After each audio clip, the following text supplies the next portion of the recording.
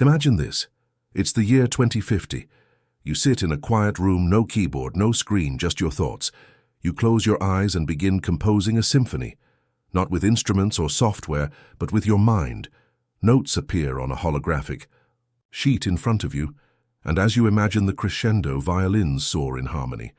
Nearby, someone else is doing something equally astounding, reconnecting with a loved one through vivid, virtual memories streamed directly into their consciousness. This isn't science fiction. This is the dawn of brain-computer interfaces, or BCI, and it's unfolding right now.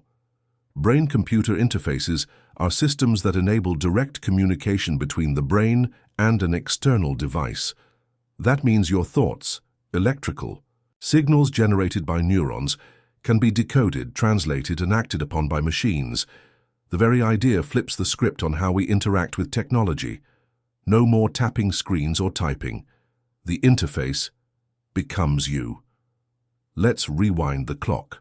In the early 1970s, a group of researchers led by neuroscientist Jacques Vidal coined the term brain-computer interface. Using clunky computers and EEG electrodes taped to the scalp, they observed how brainwaves could be harnessed to trigger simple commands. It was primitive, limited, but it lit the spark. Over the next few decades, researchers in neurophysiology, biomedical engineering, and artificial intelligence began to chip away at the enormous challenge of decoding thought. Fast forward to the early 2000s, and real breakthroughs started happening. The BrainGate project, developed at Brown University, allowed paralyzed individuals to control a computer cursor with their mind. Incredibly, these patients hadn't moved a limb in years, yet their neurons still fired, and the interface listened. Today, the technology has evolved dramatically. Elon Musk's Neuralink isn't just hype. It represents a new generation of BCI implants, ones that are wireless, high-resolution, and built to read and write information from the brain. Their prototype, embedded in a pig named Gertrude, captured real-time data from her neural activity as she explored her environment. In 2024, a human subject was implanted with a Neuralink chip and reportedly could move a computer cursor just by thinking. Meanwhile, competitors like Synchron and Paradromics are developing minimally invasive BCI devices that thread tiny electrodes into blood vessels, bypassing the need for open brain surgery. But let's step out of the lab for a moment. Imagine a soldier injured in combat, regaining lost motor functions through a robotic exoskeleton powered by their thoughts, or a child with cerebral palsy able to communicate for the first time using a digital interface that reads their neural intent. These are real stories, not hypotheticals. One example, in 2021, a man named Matthew Nagel, paralyzed from the neck down, used a BCI to play Pong, a rudimentary video game, yes, but a milestone in proving mind-to-machine control, the E. Implications are staggering. Brain-computer interfaces could one day restore speech to stroke victims by decoding brain signals associated with words before they're spoken. They could help the blind see by stimulating the visual cortex with pixel-level precision. They could replace smartphones, enabling silent conversations via neural messaging. And further down the road, they could enable memory replay, digital, telepathy, and a level of human cognition previously unimaginable. But with promise comes peril. If your thoughts can be read, can they also be hacked? Could your memories be manipulated? If a corporation owns your neural data, are you still the sovereign of your mind? In a world where the brain becomes a battleground for innovation, privacy, and ethics, we must ask ourselves, what does it mean to be human when your thoughts are no longer private? Every great journey starts with a few brave explorers. Right. Now, Cosmic Whispers is just beginning, and your support means everything. If you enjoy unraveling the mysteries of the universe, hit subscribe. It's free and it helps us grow this community together. In this video, we're not just talking about technology. We're exploring the next evolutionary leap, a convergence of mind and machine that could redefine intelligence, identity, and imagination. From early experiments to cutting-edge implants, from miraculous recoveries to philosophical dilemmas, we'll uncover the story of BCI and its role in shaping the future of human enhancement. Let's begin with a simple truth: your brain. Air's speaking all the time, not with words but with electricity. Billions of neurons fire in intricate patterns, each sending signals through a vast, tangled network. These bursts of energy, tiny, fleeting electrical impulses, carry the instructions for every thought, every movement, every memory. The miracle of a brain-computer interface lies in this: learning to listen to that electric language, to translate it into action. But how exactly do we tap into the brain's whispering code? Picture this: a neuroscientist sits in a lab, observing the brain activity of a volunteer wearing an EEG cap, electroencephalography. The cap is lined with electrodes that rest on the scalp, detecting the brain's natural rhythms. When the person thinks about moving their right hand, certain neurons fire in the motor cortex. The EEG detects a faint pattern, just microvolts of electrical fluctuation. But within that faint signal lies something extraordinary. Intent, EEG, was one of the first tools used to bridge thought and machine. It's non-invasive, relatively cheap, and easy to deploy, but its resolution is limited. It can only capture broad activity on the brain's surface, like hearing the distant roar of a crowd, but not the words of the speaker. That's where invasive BCI comes in. Invasive BCI involves surgically implanting electrodes directly into or onto the brain's cortex. Imagine a microscopic thread, thinner than a human hair, inserted into the motor cortex. These electrodes can detect individual neurons firing. The data is then transmitted to a computer, where machine learning algorithms begin to decipher the patterns. Over time, the computer learns when neuron A and B fire together, it often means the person wants to move their arm. When a different set of neurons fire, it might correspond to the letter E. The longer the system listens, the better it becomes at understanding that person's unique brain language. One of the most remarkable demonstrations of this technology came from Stanford's Brain-Machine Interface Lab. In a study published in 2021, researchers worked with a man paralyzed from the neck down. By implanting electrodes in his motor cortex, they enabled him to type at roughly 90 characters per minute, just by imagining the motion of handwriting. The system decoded the mental motion of each letter, translating it into digital text in real time. It was a quiet revolution. Thought turned directly into communication. Now imagine another frontier: visual prosthetics. At the University of Utah, scientists have developed a BCI system that stimulates the visual cortex to restore rudimentary sight in blind individuals. One subject, blind for over 16 years, described seeing white shapes when electrodes were activated in specific patterns. It wasn't vision as we know it, no colors or fine details, but it was something, a beginning, a neural sketch on the canvas of darkness. Behind these achievements are decades of relentless exploration. The brain is not a single processor. It's more like a symphony with multiple regions playing overlapping melodies. The prefrontal cortex handles decision-making.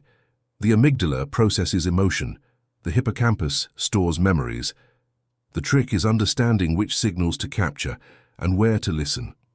This is where the true artistry of BCI lies, in mapping thought to intention and intention to command. Some scientists believe the brain is plastic enough to adapt to entirely new inputs. Enter the idea of neuroplasticity. In one fascinating case, researchers gave subjects a third robotic arm controlled via BCI. Over time, the subjects began to treat the robotic limb as part of their own body. The brain literally rewired itself to incorporate the new tool into its motor planning, almost as if evolution was happening on demand. Meanwhile, engineers are tackling the challenge of feedback, what scientists call closed-loop BC. It's one thing to send commands out from the brain to a machine. It's another to send data back in. If you can move a robotic arm with your mind, wouldn't it be even more powerful if you could feel with it too? That's the idea behind projects like the DARPA-funded Revolutionizing Prosthetics program, which has enabled amputees to not only control robotic limbs, but to receive tactile feedback from them, pressure, texture, even temperature, through neural stimulation. And then, of course, there's the role of artificial intelligence. Modern BCI systems rely heavily on machine learning to interpret neural data. These aren't just pre-programmed systems. They learn, they adapt, they evolve with the user. And as algorithms grow more sophisticated, they're beginning to decode more abstract patterns, emotions, preferences, maybe even unspoken desires. We are quite literally training machines to read minds. But here's where the pacing quickens, and the questions grow sharper. If machines can learn to understand thought, what else can they learn to influence? Could feedback loops alter perception? Could augmented cognition begin to shape identity? These aren't questions with easy answers, but they are questions we must ask now more than ever. Because the better we understand how brain-computer interfaces work, the more prepared we are to navigate their implications. The breakthroughs are real. The potential is vast, but the consequences are just beginning to emerge. Now that we've explored the mechanics of brain-computer interfaces, the wires, the electrodes, the decoding algorithms, it's time to leave the lab and step into the world. Because out there, beyond the sterile glow of monitors and test subjects, real people are living with this technology. For some, BCI isn't a glimpse into the future, it's a lifeline. And for others, it's a doorway to a kind of human experience that borders on the extraordinary. Let's begin with someone named Dennis DeGray. In 2017, Dennis became the first person in history to send a tweet using only his thoughts. Paralyzed from the neck down after a freak accident, Dennis volunteered for a clinical trial using the BrainGate BCI system. 2 tiny electrode arrays were implanted into his motor cortex, allowing him to move a robotic arm, operate a tablet, and yes, even tweet, using the pure intent of movement. He described the experience not just as functional, but liberating. A sense of agency he hadn't felt in years. The tweet, "Hello world." Fitting, isn't it? Dennis isn't alone. Thousands of patients across the globe, those with ALS, spinal cord injuries, stroke paralysis, are being given back fragments of freedom. A woman who hadn't spoken in 15 years used a BCI to spell out words at nearly normal conversation speed. A man who lost both arms in a workplace accident learned to feed himself again, guiding a robotic limb by thought alone. These aren't miracle cures, they're interfaces. Bridges over broken circuitry that let the mind reach out where the body cannot. And yet, what happens when BCI isn't just about restoring the lost? What if it's about enhancing the present? In 2022, researchers at the University of Melbourne began testing a minimally invasive BCI known as the Stentrode. Unlike traditional implants, this device is inserted through a blood vessel near the motor cortex. No open brain surgery required. Once in place, it allows patients to control digital devices using thought. One of the first human users, Philip O'Keefe, a 48-year-old with ALS, said he could now send emails, browse the web, and even shop online, all from his home, hands-free. He called it life-changing. But here's the twist. Philip wasn't just regaining function. He was gaining speed, precision, independence. These aren't just recoveries. They're upgrades. And that's where the story begins to shift, from medical miracles to the frontier of human enhancement. Take, for example, memory prosthetics. Researchers at the University of Southern California have developed neural implants that assist with memory recall. In early trials, patients with memory impairments showed up to 30% improvement in retention and recall using these implants. The devices work by recording the electrical patterns in the hippocampus during memory formation, and then replaying those patterns to reinforce storage. Think about that. We're talking about uploading and then downloading of memories. Now imagine the implications. A soldier, trained with advanced BCI systems, could upload entire tactical protocols directly into working memory, learning a new language or combat strategy in hours instead of months. An engineer could mentally manipulate a 3D design, rotating components in their mind like Tony Stark in his lab. A composer could capture melodies in real time as they form in thought without ever touching an instrument. These aren't scenes from The Matrix. These are use cases being explored, quietly, cautiously, and in some corners of the world, aggressively. And then there's the rise of neural wearables, non-invasive BCI headsets designed for consumers. Devices like the NextMind or the Flow headset promise to help users control devices, enter meditation states, or even boost focus using real-time brainwave tracking. In the esports world, elite gamers are testing neural training to increase reaction time. In corporate boardrooms, executives are experimenting with neurofeedback to enhance cognitive endurance. The lines between therapy, productivity, and enhancement are starting to blur. But with great power comes great discomfort. If some people can boost their cognition, reaction time, or emotional resilience through brain tech, what happens to those who can't afford it? Will we face a future of cognitive inequality, where access to neural enhancement creates a new class divide, not by wealth but by bandwidth? And then there's the ethical minefield of consent and control.